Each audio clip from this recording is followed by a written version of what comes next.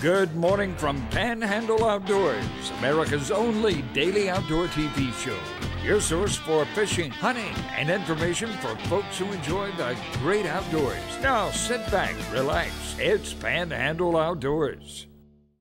Good morning, folks. Welcome to Panhandle Outdoors. I'm Winston Chester, coming to you from Studio B, which means what? We have a guest here in the studio, so we'll have a great show lineup for you, a good way to start the week. We appreciate you being with us, and we're going to have a good time. So looking at the weather, high 57, low 46. Water temperature is hanging in there around 62. Usually around January, it sort of stays pretty steady. May drop another degree or two in February. We'll do our Monday moon phase. We got a new moon this Wednesday, so we're waning on out next day or two, and then Monday of next week it'll be going up, start waxing. So that's our moon phase. Our tide chart brought to us by Kent Forest Lawn. We're looking at a great tide today. In fact, you're looking all week long. Look at the chart. You're talking about some great tides. Our low this morning right now, 5:33. And a high this afternoon at 7, or tonight really 7:18. So it's coming in strong. It's going to be aided by the wind, which is going to be coming east-southeast. They're saying around 12. So that's going to be a strong situation right there. But you want some really strong water coming in, you're going to have it today. And also, if you're in the tree stand, know which way the wind's going to be blowing. All right, we're going to take a break and come back with our special guest. Welcome back, and look who's in Studio B, Captain Rick Corley. What's up, man? Good morning. All right, we taking care of everything. Look, we got so much to talk about. We got 3 sections now. We're going to talk about planes in section 1, yeah, boats in section 2, and guns in section 3. Yeah. And we got a full slate. We hope we can get it all in, but Rick offers a lot of experience and knowledge in all 3 of these factors, and experience especially. So let's jump on the plane first. So what's going on with the plane? We're going to roll these pictures with you, and Rick's going to do the talking. On the 30th of December, I'd asked a friend that she owns a house not down the street from us, and I said, "You ever been up flying in a light airplane?" She said, "No."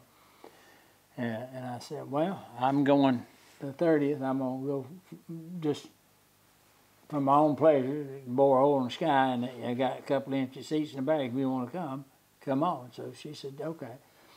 And so she took a picture. This first picture is I'm doing the pre-flight, and I'm back there looking at the elevator, make sure all the connections are in good shape and all. Now, you're a licensed pilot? I am a licensed airline transport rated pilot, which is the highest rating you can get in aviation. And flew for the Florida Marine Patrol? Oh, I flew for Marine Patrol and Central Intelligence Agency and a bunch of other people in the past. You're checking it out good. Yeah.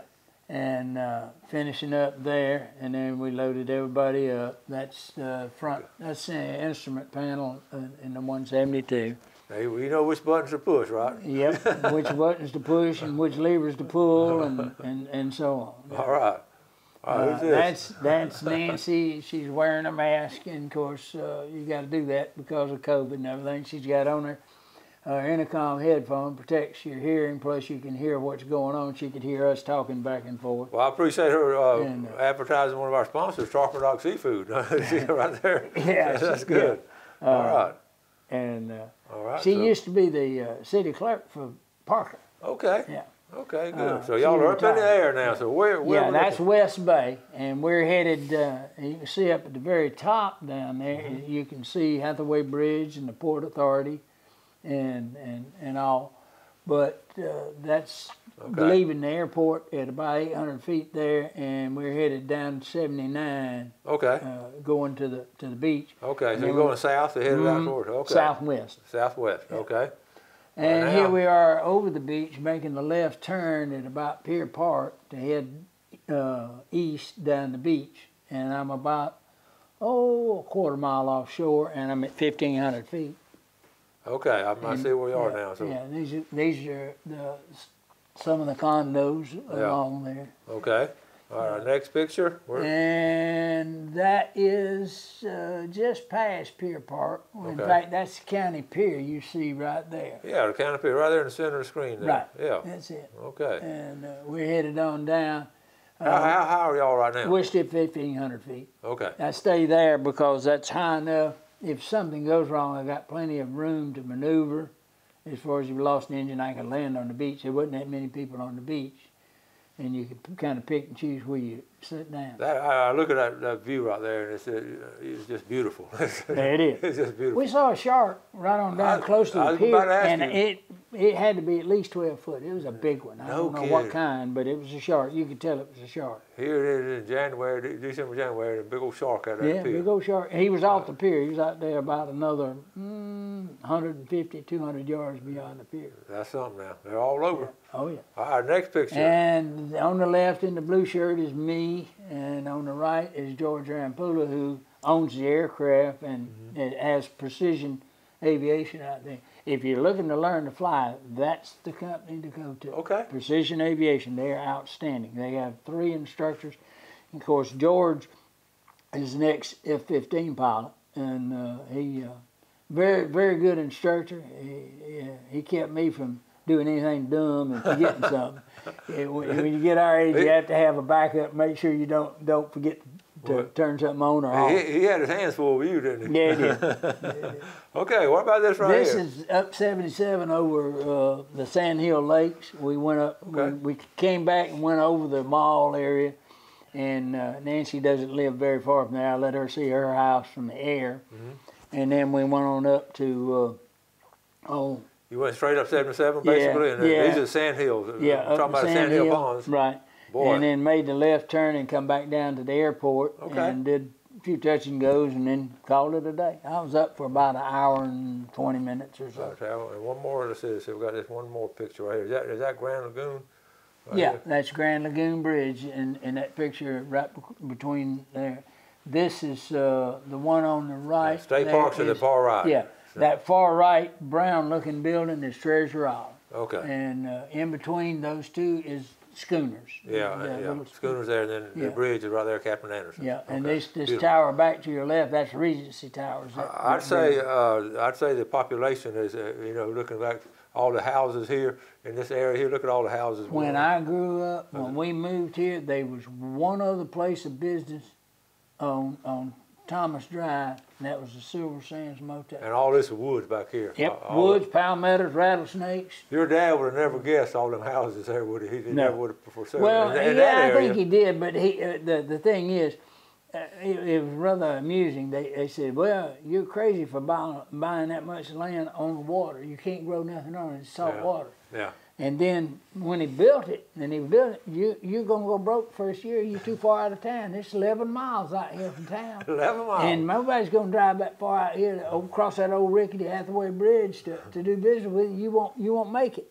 It's hard to envision. That was the mindset. Yeah. And then once he got going, they said, "Oh, you're working too hard." He was, he was one of those. He's a workaholic. Yeah. And says, "You won't live long enough to enjoy this if you do make $1 million." And then when he was selling in 1972, "You crazy? You selling a gold mine?" I said, "Man, he's been crazy all of his life." That's good, Rick. All right, let's take a break. We'll be right back.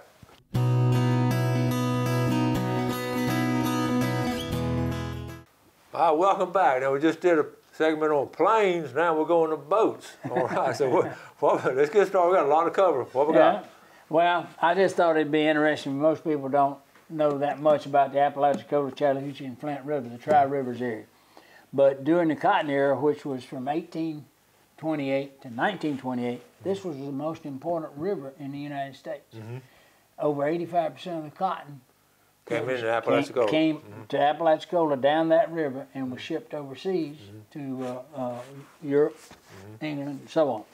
And this perilous journeys in the history of the steamboating on the Apalachicola, Chattahoochee, and Flint. Oh, they had, in those days, all the things they saw and all the trees, and it would have been amazing. My dad started out on a boat called the W.D. Callahan.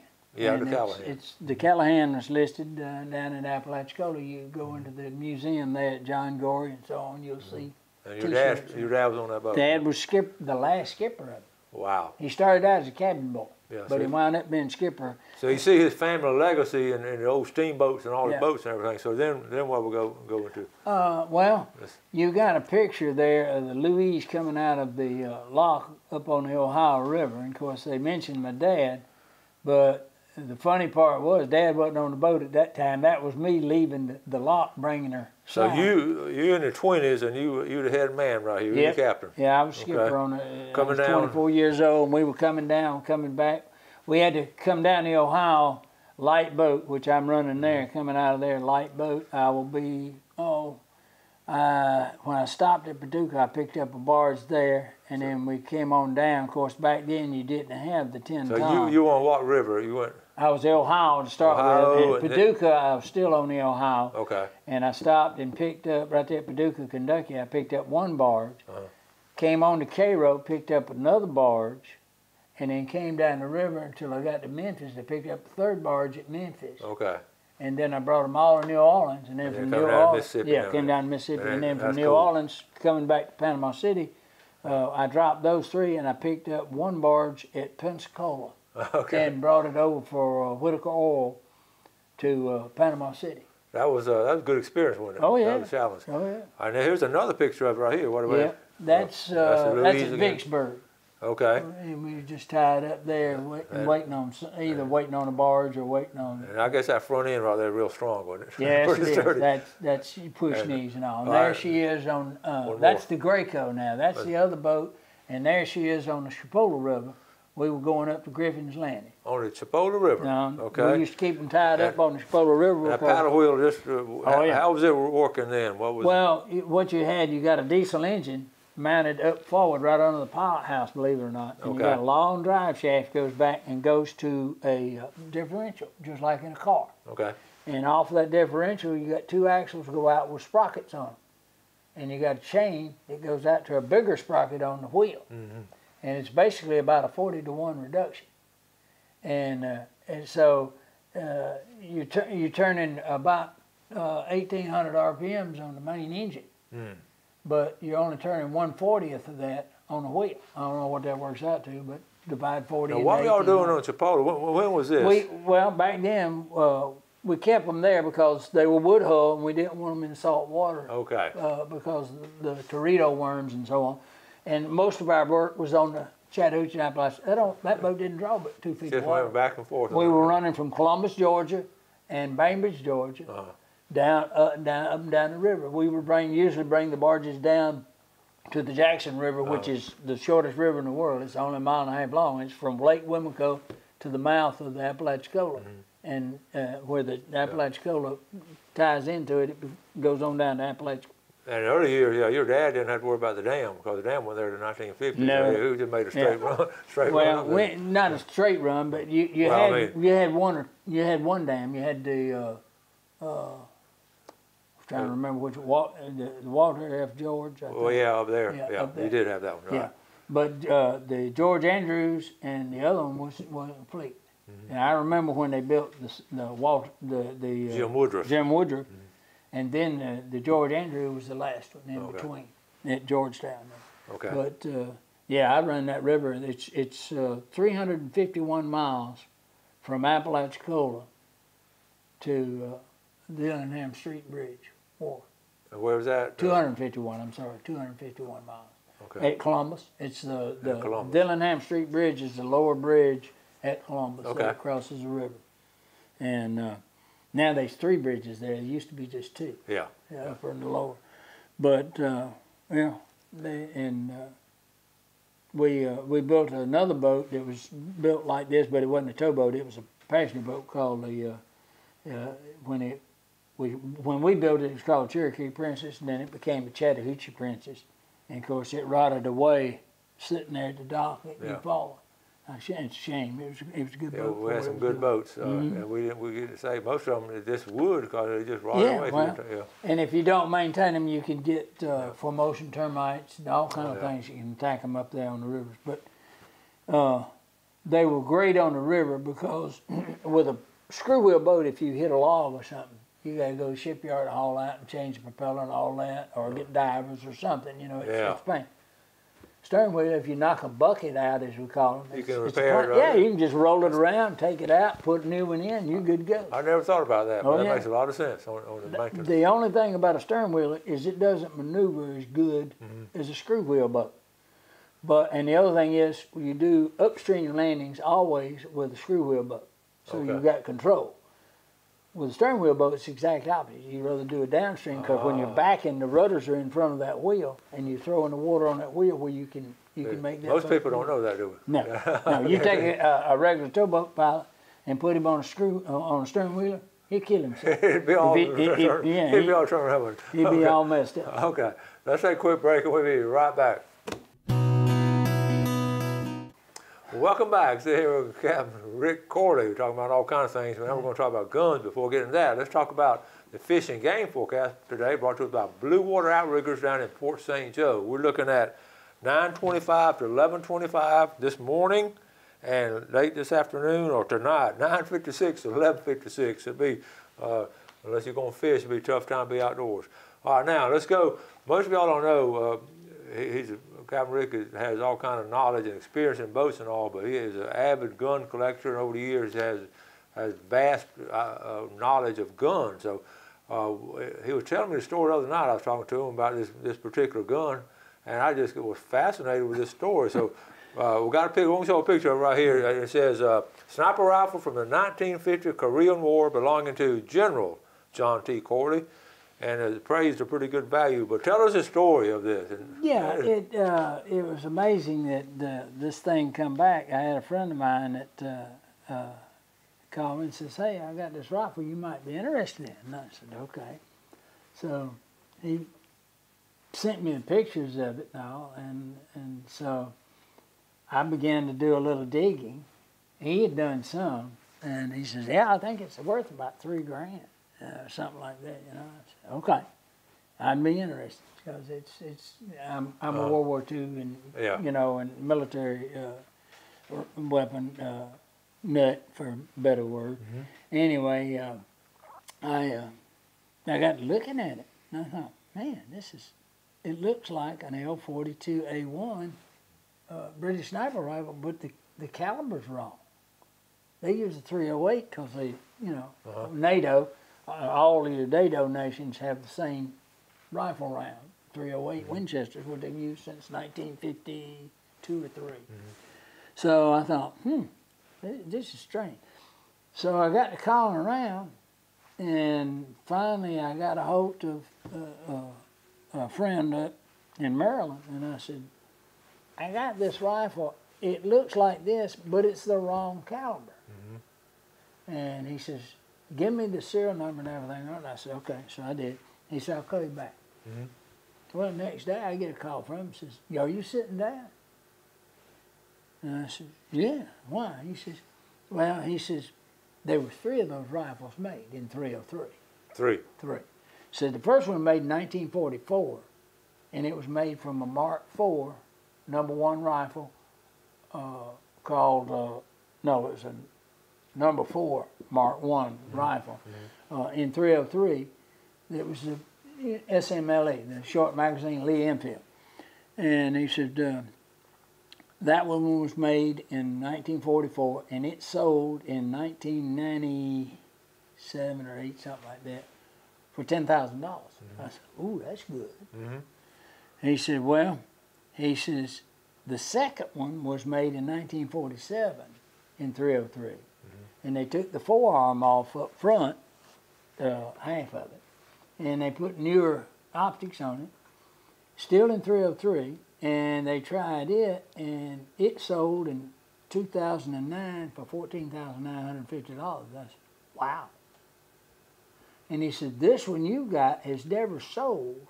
It belonged at one time to General John T. Corley, but it was given to him by the British sniper that was working with him during the Korean War, because he led the invasion of Incheon.